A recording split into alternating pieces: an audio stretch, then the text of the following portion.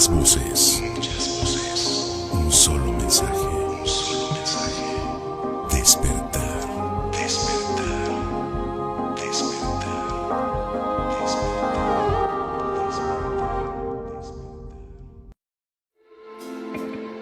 Holosofía. El camino hacia tu ser inicia rompiendo la zona de confort.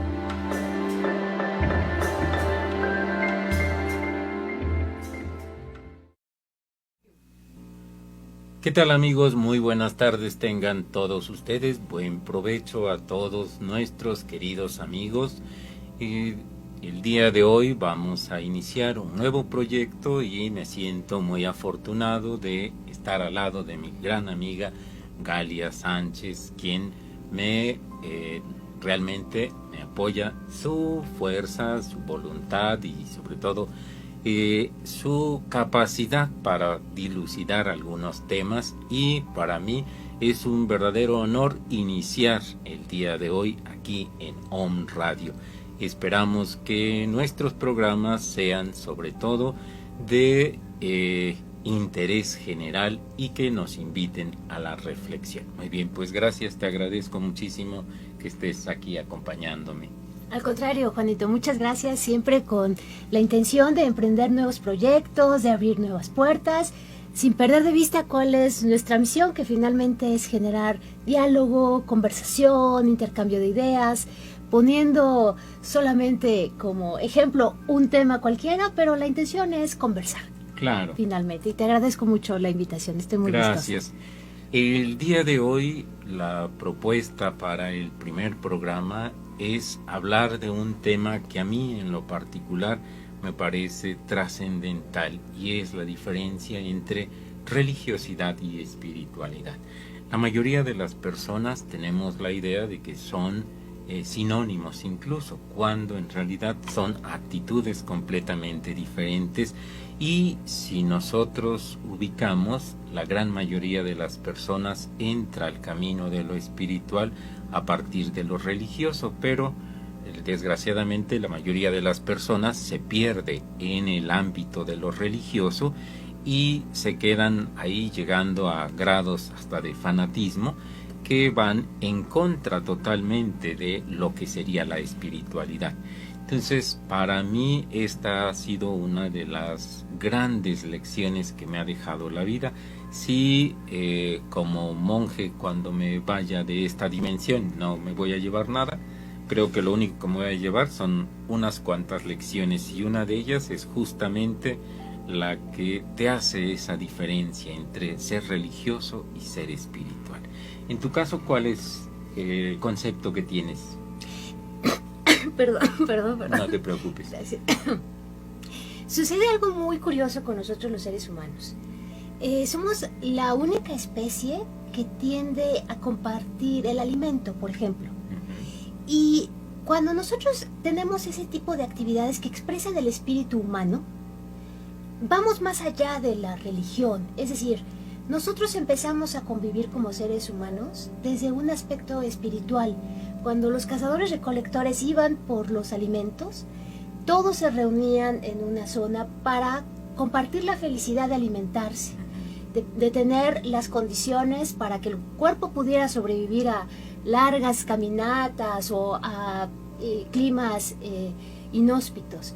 Y en ese sentido, el cuidado, la idea de que tú y yo somos uno mismo, que pertenecemos a lo mismo, va más allá de un sistema teológico, de un sistema de creencias, y es una de las cosas que nos identifica como humanos. ¿Por qué? Porque reconocemos en el otro lo que nosotros somos. Y en este sentido es muy necesaria hacer esta diferenciación. Nuestro aspecto humano tiende a la grandeza en el momento en que compartimos, somos solidarios y nos apoyamos. En ese sentido es espiritual. La religión, bueno, es un sistema que a base de creencias y con todo un bagaje histórico se explica culturalmente, claro, en diferentes grupos sociales. Pero el aspecto espiritual es propiamente de los humanos, estemos conscientes o no. Y tenemos muchas prácticas dentro de lo cotidiano que expresan esa espiritualidad. Por ejemplo, si vamos caminando en la calle y vemos que a alguien se le cae algo, por solidaridad, por lo general, buscamos ayudar al otro. Hay una antropóloga que señala que el principio de la civilización es cuando se ve un fémur que ha soldado. ¿Por qué? Porque quiere decir que hay alguien que lo ayudó cuando hubo una fractura en un periodo específico de la humanidad. Cuando existía una fractura sin médicos, sin medicina, lo más probable es que murieras. Y entonces cuando empieza la solidaridad humana, cuando empieza el apoyo a cuidarse, a protegerse, expresamos un tanto de nuestra espiritualidad sin ser tan conscientes, pero forma parte también de nosotros. Claro. Ahora, algo que ahorita se me ocurre preguntarte y nunca se me había ocurrido, ¿qué tan religiosa te consideras tú? Religiosa como tal no.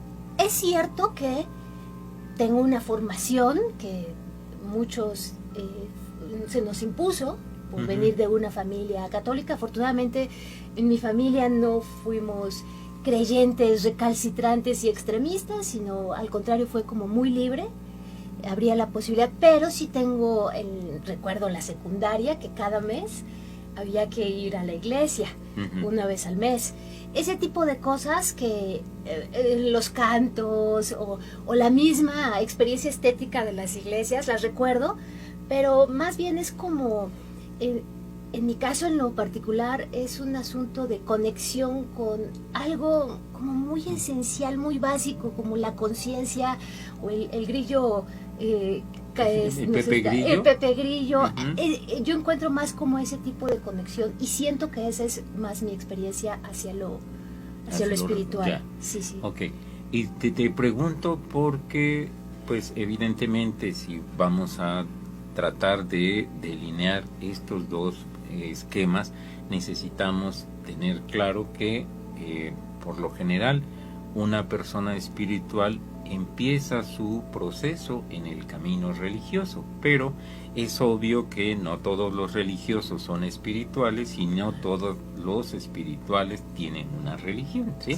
Entonces es obvio que no por ser sacerdote de cualquier religión estás exento de cometer errores. Dicen que, por ejemplo, muchos sacerdotes cometen pederastia debido justamente a que son únicamente practicantes religiosos, pero yo creo más bien que se debe a cuestiones que tienen mucho que ver con procesos de represión sexual, etcétera, de descalificación. Algo que a mí me gusta mucho es hacer la diferencia entre lo que viene siendo el pecado, como lo califica la cultura judeocristiana, y lo que en lugar de pecado sería una responsabilidad o error. De hecho, cuando yo ingresé al budismo por primera vez, lo que más me sorprendió fue justamente descubrir que en el budismo no existía el pecado, existía la responsabilidad. Entonces me pareció tan maravillosa esa diferencia. Dices, bueno, el pecado implica culpa y la culpa va a ser un proceso de manipulación que siempre va a estar sometiéndote o intentando someterte. En cambio, si tú asumes la responsabilidad, soy responsable de lo que hago, de lo que digo, de lo que pienso o incluso de lo que no digo, entonces te genera una visión diferente. Entonces, para mí, un punto esencial es que toda religión está basada en un conjunto de dogmas que tratan de regir tu conducta social, pero que muchas veces estos esquemas llegan a ser anacrónicos, ya no vienen al caso. El mundo, la sociedad va evolucionando y siguen tratando de reproducir algunos esquemas que fueron de hace, no sé, 2 siglos, ¿no? Ahorita lo pienso en función de los monjes budistas. Por ejemplo, estar en un monasterio fue muy agradable, pero no te permite crecer mucho. Es decir, cuando yo decidí que en lugar de quedarme encerrado en un monasterio, mejor salía a difundir y ayudar a las personas en la medida de mis posibilidades, llegué a la conclusión de que fundamentalmente la religiosidad no te ayuda a crecer como ser humano. ¿Por qué razón? Porque estando en el monasterio, pues todo el mundo te hace la reverencia, todo es un ambiente de paz, de armonía, pero sales al mundo cotidiano y te ven vestido así extraño, y se empiezan a reír de ti. Entonces tú creíste que ya eras casi el iluminado, y te encuentras con las personas de la vida común y se están riendo de ti. Entonces toda esa magia que te crearon no tiene nada que ver con la realidad, ¿sí? Entonces yo creí que ya casi era Buda en persona cuando se están riendo. La 15ª reencarnación, yo creo. Imagínate. Sí, no, y cómo en nuestra cultura que somos a veces tan cerrados a otras formas de pensamiento, pues en este temor de lo que nos causa lo diferente, tendemos a ser agresivos. Aquello que no sabemos cómo procesar, entonces tenemos una postura violenta, justamente porque no sabemos qué vamos a recibir. Y tristemente vivimos en una cultura muy agresiva, ¿no? Que cualquier cosa se puede prestar a que el resto de las personas opine, diga y demás, claro, sin saber el fondo. Pero yo creo que lo que tú dices es una cosa sumamente importante. A veces personalizamos el tema de la religión, y la religión es un proceso social. O sea, cuando decimos, es que alguien es mi religión, eso es falso. O sea, en realidad la religión es una reverencia compartida a seres que asumimos sobrenaturales y que explican muchos fenómenos que no nos hemos explicado, o que nos hemos explicado y no creemos en muchos casos, pero sí tiene que ver con un sentido de pertenencia, pero además con un compartir una manera de ver el mundo. Sucede que los seres humanos somos muy simpáticos porque nos gustan las historias. Pagamos para que nos cuenten historias. Vamos al cine para que nos cuenten una historia. Leemos un libro para que nos cuenten una historia. Somos seres llenos de historias. Y una de las historias que más trasciende en nuestro pensamiento, en nuestro comportamiento, en nuestra forma de ser, en nuestra forma de configurar la realidad, son las creencias. Y en eso va la religión. Claro. Y ahí es donde muchos compromisos se pueden llevar a cabo, o muchas normas religiosas se pueden ejecutar gracias a la presión social. Y entonces mucha gente seguramente de forma individual va los domingos a una celebración religiosa, pero hay muchos que van porque los obligan. Entonces hay un esquema social que también explica nuestra necesidad de compartir y reverenciar determinadas creencias. Claro. Ahora, también existe el problema de que si tú, como hijo de una familia que tiene determinadas creencias y te propones a romperlas, que viene un problema bastante fuerte. Y ahí ¿sí? viene lo social. Ahí es como podemos observar que efectivamente este tema, la espiritualidad, en mi punto particular, es asumir y tener la autoconciencia de que tú estás relacionado con todo y lo que tú hagas afecta al todo. Claro. Eso puede ser, sí, de forma individual, pero la religión no. Porque una de las características de las religiones son los rituales. Y el ritual se hace en comunión con los demás para validar que las cosas son antes del ritual y después del ritual. Claro, ¿no? Como en el caso sí. del bautismo, por ejemplo. En el caso de los niños, se asume que antes de que los bauticen, pues tienen al chamuco, tienen al diablo, hacen todo el ritual del bautismo y entonces ya es purificado. Ya. Dicho en términos claro, perro, ¿no? sí. Pero básicamente eso es lo que sucede, pero es un convenio social, o sea, claro. Invitan a los primos, a las primas, se hace fiesta, en fin, hay toda una serie de situaciones que validan el ritual. Y la religión tiene por eso esta característica social. Claro, ahora yo creo que uno de los elementos fundamentales que tiene la espiritualidad es que surge a partir de una convicción, no es impuesta en primer lugar, ¿sí? Entonces tú puedes tener una religión sin ser espiritual, puedes tener religión y ser espiritual, ¿sí? Pero sobre todo tomando en cuenta la idea de que a los niños a los 3, 4 años ya los están confirmando. Imagínate si a los niños nunca les preguntaron si querían tener una religión, si querían ser de tal o cual religión. Me parece castrante a nivel espiritual que a esa edad ya los estén obligando a decidir, exactamente obligando a decidir. En primer lugar, la misma expresión te lo dice, ¿no? No tienen otra alternativa más que, como nacieron en una familia católica, tienen que ser católicos. Y me voy a permitir comentarles una anécdota. Resulta que cuando yo decidí volverme budista, perdí por completo el contacto con mi abuelo materno. Tenía yo una relación muy bella con él, pero pues como ya no estaba yo en su rebaño, ya me dejó de hablar. Entonces te das cuenta y lo corto que es la mente de los seres humanos, ¿no?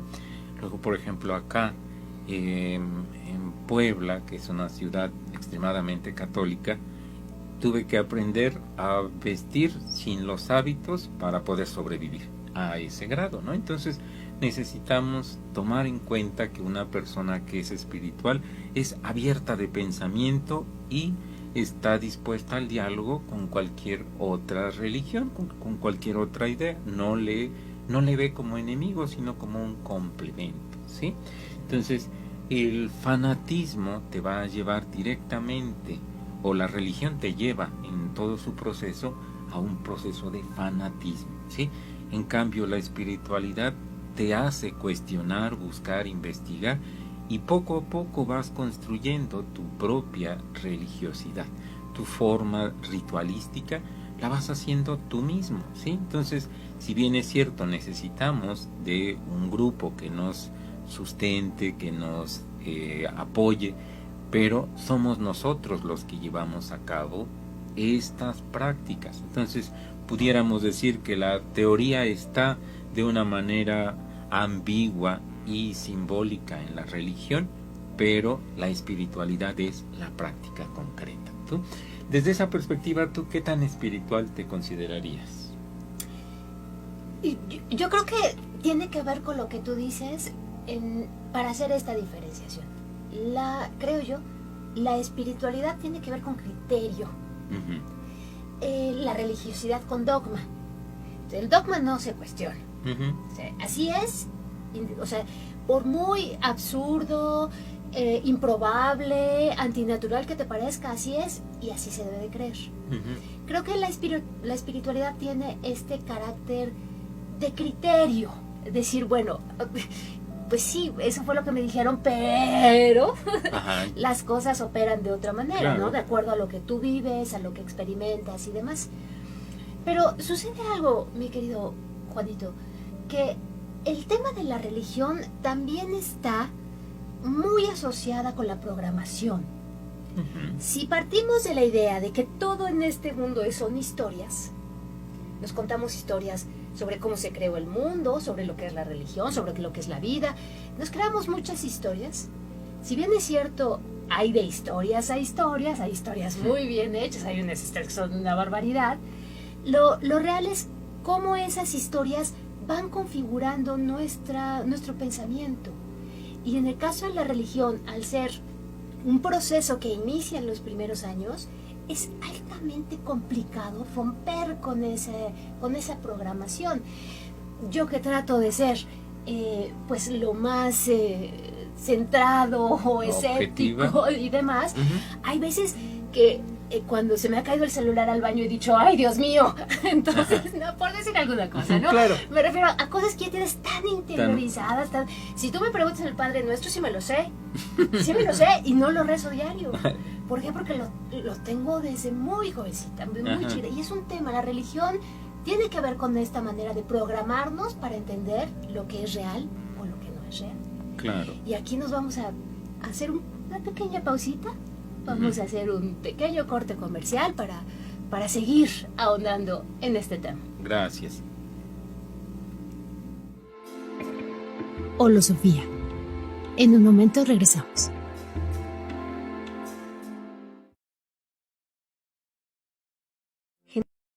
Conciencia en la web por Om Radio. WhatsApp y Telegram 2225 77 77 86.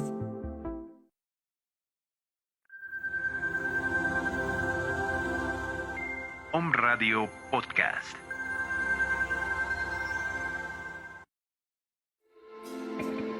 Holosofía. En un momento regresamos. Muchas gracias por continuar con nosotros. Finalmente nos quedamos en este tema de cómo desde pequeños, a la hora que nos introducen a un sistema de creencias, ya viene uno programado con cierta información y romper con eso suele ser complicado, ¿no? A veces podría pensar que romper con eso implica atentar contra uno mismo. No solamente con los que están alrededor que dicen, ¿cómo es que te has cambiado de religión? Sino contigo mismo, ay, pero yo nací así, así he pensado siempre, ¿cómo es que ahora me voy a cambiar de equipo? Hay una serie de situaciones que son muy internas, muy personales. Mira, justamente esto que mencionas es importante y viene muy a la par con el eslogan que nosotros utilizamos, ¿no? La espiritualidad inicia cuando rompes tu zona de confort. Yo creo que la mayoría de las personas se quedan dentro de una religión justamente porque se sienten cómodas, porque ya no tienen que hacer nada, porque ya todo está, solo necesitas llegar, pagar lo que te corresponde y cumplir con las obligaciones que te van agregando en tu desarrollo. Pero realmente la persona conoce su religión. Por ejemplo, yo he visto que los testigos de Jehová te hablan mucho de su Biblia, etcétera, etcétera, y cuando haces una comparativa te das cuenta que los católicos son los que menos conocen la Biblia, ¿sí? Y particularmente tengo algunos familiares que son extremadamente católicos, pero que realmente desconocen a grado tal que ni siquiera saben lo que quiere decir la palabra católico, ni la palabra religión. Entonces, de pronto dices, ¿en base a qué te llamas seguidor de una religión cuando ni siquiera sabes las bases más elementales, ¿no? Entonces, es parte de todo ese condicionamiento al que nos van sometiendo. Y si te das cuenta, toda religión tiene un código moral que nos va poco a poco integrando hacia determinada conducta que nos va obligando a ser sobre todo más obedientes, más sumisos, ¿sí? ¿Qué piensas de esto? Yo creo que dependerá también del sistema de creencias. Por ejemplo, en el caso del budismo, que es mucho más libre, que busca siempre la idea del equilibrio, del balance, y que no tiene ni comparte el sistema de comportamiento que tienen otras religiones. Por ejemplo, tú me has platicado, en el caso del budismo, pues tiene que ver con ser consciente y ser mesurado de lo que, cómo te mueves por el mundo. En el caso del catolicismo radical, recalcitrante, en donde hemos podido ver a gente que en nombre de sus creencias se va caminando hasta la villa o se va de rodillas, cosas que por justificar esas creencias se operan en actos como esos, que pueden ser o no agradables al Dios, claro, o eso no lo sé, pero que para la persona tiene mucho significado. Hemos visto casos de religiosas que se flagelaban en los conventos y que se hacían un daño terrible, una serie de prácticas que están dentro del código de conducta, pero que los seres humanos lo hemos llevado hasta su límite, o sea, al grado extremo. Y yo creo que la dominación es todavía más sutil, hemos pasado de la época oscura, del esclavismo, exactamente, a un tema de que cada quien nos vamos colocando nuestras propias cadenas. Hay en estos sistemas en donde no puedes hacer nada sin que represente una culpa, en donde no puedes hacer nada con libertad porque eso representa no poderte controlar. Finalmente, los sistemas religiosos también tienen una cuestión de control y de dominación, Claro. de coerción, de aglutinar masas para obtener un beneficio. Y en este sentido, bueno, pues desafortunadamente nos encontramos todavía fuera de la conciencia de lo que nos hace hacer nuestra propia religión, a veces de formas terribles. O sea, pensemos en la Santa Inquisición. Si alguien decía, este señor es bruja, ni siquiera investigaban, iban y la quemaban en nombre de la religión.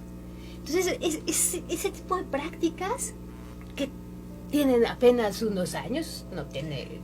Mira, ¿no? y de esto que mencionas, perdón que te Sí, sí, no. interrumpa, algo que me llama la atención es, no es posible que los practicantes de determinada religión no sean capaces de revisar un poco la historia y ver cómo está la historia oscura de su religión, ¿no? En algún momento. Tremenda, sí.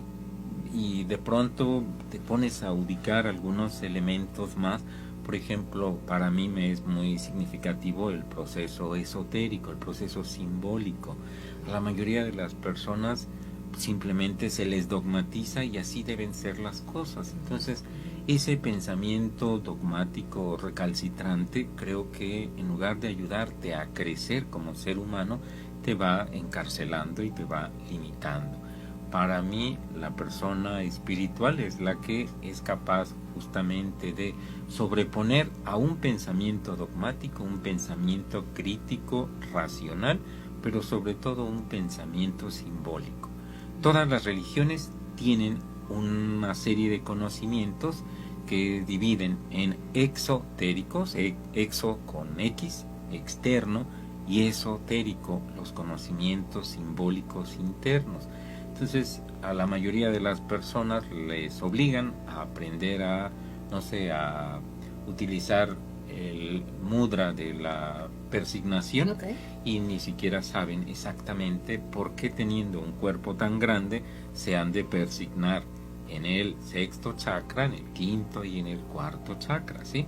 Algunas personas me han dicho, pero es que los chakras no tienen nada que ver con la religión católica, pero no tienen nada que ver en un momento específico, pero cuando vamos a la profundidad nos damos cuenta, si teniendo un cuerpo tan grande, ¿por qué precisamente he de usar esos puntos, ¿no?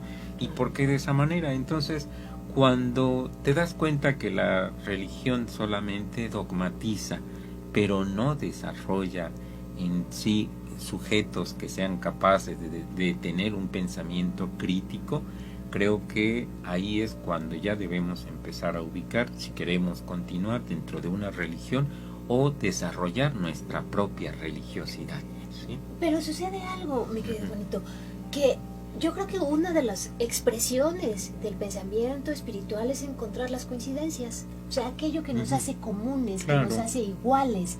Y en este sentido, hay gente que se dedica hay teólogos muy serios. Por ejemplo, a mí San Agustín me parece que la Iglesia Católica le debe muchísimo, porque por un lado, él decía, no es necesario que vayas a la iglesia, al edificio como tal, para que Dios esté presente. Incluso me parece que dice, mientras dos o más estén juntos invocando mi nombre, yo estaré con ellos y ellos conmigo. Palabras sí. más, palabras menos. Entonces, pasa la idea de el Dios externo al Dios interno. Y eso, bueno, eso es, dentro de la teología es una aportación fundamental. Hay teólogos verdaderamente brillantes, pero que buscan en las religiones comparadas, en los estudios de religiones comparadas, encontrar las similitudes, encontrar aquello que es fundamental y que se va como redefiniendo, reinterpretando de acuerdo a la religión, pero que si le rascas y le rascas y le rascas, llegan al mismo punto. Tienen origen Claro. fundamentalmente compartido. Y esa, creo yo, también es una postura de carácter. Aunque te dediques a la religión, si tienes esta postura de carácter espiritual, vas a encontrar qué nos hermana, qué nos hace similares, iguales, ¿no? Claro. desde el momento en que el ser humano tiene necesidad de una religión, evidentemente también debemos ubicar desde mi perspectiva, la religión es un mal necesario. ¿Por qué un mal? Porque pues finalmente es un medio a través del cual nos van controlando, nos van sometiendo, pero necesario porque gracias a la religión muchas personas mesuran su conducta, debido a justamente a que si haces esto te puede pasar esto o te vas al infierno, qué sé yo. Gracias a ello las personas empiezan a moderar su conducta, pero yo creo que cuando ya tienes conciencia, como tú bien lo decías, de fundamentalmente entender que lo que yo hago afecta a todos los demás porque formo parte de una unidad, evidentemente ya no necesitamos de alguien que esté rigiendo nuestra conducta, ¿sí? ¿Qué opinas? Desde luego, sin duda. Sucede lo mismo con el Estado, por ejemplo. Si realmente nosotros tuviéramos la responsabilidad de lo que nos toca hacer dentro de un grupo social, no necesitaríamos al Estado que nos estuviera diciendo, haz, quita, pon. ¿Por qué? Porque ya estaríamos conscientes de que lo que hacemos es necesario, es bueno y es conveniente para un grupo. Igual en el caso de las religiones, si uno tuviera esa conciencia de que somos uno mismo, de que lo que yo hago perjudica o trasciende en ti y viceversa, que todos estamos conectados, que no somos enemigos, sino que somos parte de lo mismo. Si tuviéramos esa conciencia, pues no necesitaríamos muchas cosas que necesitamos para controlar la naturaleza humana, porque la naturaleza humana es dual. Puede tender al bien, pero puede tender a lo más oscuro y a lo más temible. Entonces, en esa parte, esas obscuridades son las que requieren de alguien o de algo externo para poderse regularnos, porque claro. Si no, efectivamente, sería un caos. Entonces, sí, estarías de acuerdo conmigo que la religión es un mal necesario. Pues a lo mejor como la concebimos ahora, no. Sino tendríamos que redefinir lo que es un sistema religioso en tanto que se base en lo espiritual. Claro. Si nuestro sistema religioso se basa en lo espiritual, en la idea de que nos tenemos que ayudar para sobrevivir, pues entonces sería un sistema religioso pues que tendiera al desarrollo de la persona, claro, no a su control y a su demérito a través de la culpa y el miedo, porque ese es el tema. El miedo es un mecanismo de control fundamental, y como no sabemos qué va a pasar cuando nos muramos, y todos podemos especular sobre eso, bueno, pues podemos construirnos historias de esas que tanto nos gustan a las personas, ¿no? Y entonces hay un cielo, hay un infierno, sufres aquí porque allá arriba vas a estar muy bien, ¿no? O sea, claro, finalmente lo desconocido nos permite especular. Algo que me despertó mucha curiosidad fue cuando estuve estudiando religiones comparadas, precisamente descubrir que Buda no creó el budismo, Jesús no creó el cristianismo, etcétera, etcétera. Ahí te das cuenta, dices, qué barbaridad, ¿cómo es posible que Buda no creó el budismo? Entonces, ¿quién lo creó? En realidad, Buda es un ser que trae, al igual que Jesucristo, Krishna, Zoroastro, etcétera, nos trae una nueva filosofía de vida, una nueva visión del mundo, una cosmogonía, etcétera, y poco a poco esta forma de pensamiento se va estructurando a través de rituales, a través de mitos, leyendas, etcétera, y llega el momento en el que hay ciertas estructuras ritualísticas que ya no están acorde al tiempo que nosotros estamos viviendo, ¿sí?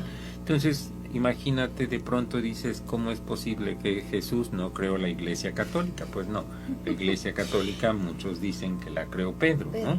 Y Pedro era el más necio de todos los apóstoles. Y por eso, apenas platicando con una persona, me decía, es que cuando dice, tú eres Pedro, no se refiere a Pedro de Petrus piedra, sino tú eres la piedra de mi zapato, ¿sí? Me pareció bastante fuerte, digamos, el comentario, poquito, sí. Pero finalmente es cierto, Jesucristo trae una filosofía de amor, ¿sí?, que es muy similar a la filosofía de Buda. Buda dice, 620 años antes de Cristo, dice, ama al otro más que a ti mismo. Y Jesús dice, ama a tu prójimo como a ti mismo, ¿sí? Entonces, estamos hablando de una filosofía de amor. Y evidentemente, cuando ves aquí en nuestro país, en nuestro continente, aquí por ejemplo, no sé, Cholula, arriba de una pirámide de la cultura prehispánica, una iglesia impuesta. No creo que eso sea un acto de amor. No creo que la Santa Inquisición sea un acto de amor. Sí, entonces, todas esas barbaridades espantosas. Entonces, ¿dónde está la base fundamental, que es el amor universal, como la constante que marcaba Jesucristo? ¿Sí? Entonces ahí es cuando te das cuenta que el avatar va a determinar una forma de vida, una filosofía, etcétera, pero poco a poco los grupos le van agregando dogmas, rituales, etcétera, etcétera, hasta que se vuelve una estructura inflexible que muchas veces termina siendo contraria a los principios originales, ¿sí? ¿Podríamos decir entonces que lo espiritual tiende a lo divino y lo religioso a lo humano? Sí, claro, sí. Me parece bastante buena tu perspectiva, porque evidentemente la religión, en primer lugar, es una empresa completa, ¿no? ¿Cuánto dinero no? Sí. A mí, por ejemplo, me llamaba mucho la atención. Decía, bueno, pues yo estoy aquí en el monasterio muy cómodo, muy a gusto, tengo casa, comida, tengo todo, no me falta nada, hasta viajes, pero la pregunta es, ¿qué hago por el que no come? ¿Qué hago por el que necesita de mí? Y alguna vez le pregunté a una monja esta situación, le dije, oye, tengo una pregunta, ¿qué cosa me puedes recomendar? Digo, yo siento que aquí como monjes pues estamos muy cómodos, sentados, no tenemos nada que hacer más que orar, meditar, dar clases y punto. Pero ¿y qué haces por el que no come? Y la actitud de esta persona fue tan nefasta que decidí salirme de la parte religiosa y dedicarme a la espiritualidad. De ahí la idea de el monje hereje. Sigo los principios budistas, enseño la filosofía budista, pero tratando de alejarme de todo proceso religioso. Para mí, la filosofía de Buda, al igual que la filosofía de Cristo, son geniales. Algo que yo aprendí de la sociedad teosófica y siempre está presente en mí es la expresión de uno de ellos que decía: creo en Jesús y su filosofía, pero detesto las mentiras del clero. ¿Sí? Entonces yo creo que es bastante cierto, ¿no? Jesús da una perspectiva diferente, es un ser con mucho conocimiento, es un ser de conciencia, y cómo se le va sometiendo dentro de una imagen, dentro de un esquema, para que cumpla con las necesidades comerciales de una institución, ¿sí? Sí, pero ¿no te parece un tanto dramático, un tanto irónico, muy absurdo, el hecho de que el principio fundamental de las religiones sea un tema espiritual, pero que ya se ha sido tan manoseado, tan tocado, tan vejado, que cuánto de lo que verdaderamente sabía Buda y de lo que sabía Jesús podemos llegar a saber nosotros? Claro. ¿No será que también eso se ha distorsionado tanto que tendríamos que ir como nadando contracorriente para buscar lo esencial? La esencia. Justamente por eso mencionaba hace un momento que la religiosidad está más bien hacia el exoterismo, la información que maneja el pueblo, y la espiritualidad son conocimientos, si quieres, hasta un tanto ocultos, secretos, discretos, que a través de símbolos solo tienen acceso aquellos que llaman los iniciados, ¿sí? La alta jerarquía, etcétera, pero la mayoría de los practicantes no tiene acceso a ese conocimiento. Entonces ahí evidentemente está funcionando la idea de que el conocimiento es poder, ¿sí? Entonces necesitamos entender que toda religión, antes que nada, es una institución con fines de lucro y control social, ¿sí? Híjole, y nos quedamos con tantas cosas en el tintero porque estamos... Yo creo ya que, mira, casi. y te propongo que continuemos con el tema para la próxima semana. Me parece perfecto. Porque yo creo tenemos- que es un tema bastante amplio y muchas veces se despiertan algunas inquietudes en las personas. Bueno, pues esperemos que si les interesa se comuniquen con nosotros. Entonces ya nos estamos despidiendo. Pues Galia, nuevamente te vuelvo a agradecer Al tu contrario, apoyo. muchas gracias. Gracias por estar acá. Gracias a ti. Gracias a todos nuestros amigos de Om Radio y esperemos que nuestro programa sirva para la reflexión. Les esperamos El próximo jueves a las 3 de la tarde por Om Radio Holosofía. Muchas gracias por escucharnos. Estamos atentos de sus comentarios, sus puntos de vista, preguntas, todo aquello que surja a partir de esta emisión. Estamos pendientes y con el compromiso de continuar con el tema para la próxima semana. Muchas gracias, querido maestro. Gracias a ti, amada discípula. Muchas gracias. Nos vemos el próximo jueves. Esto fue Holosofía. Les esperamos la próxima semana aquí en Om Radio.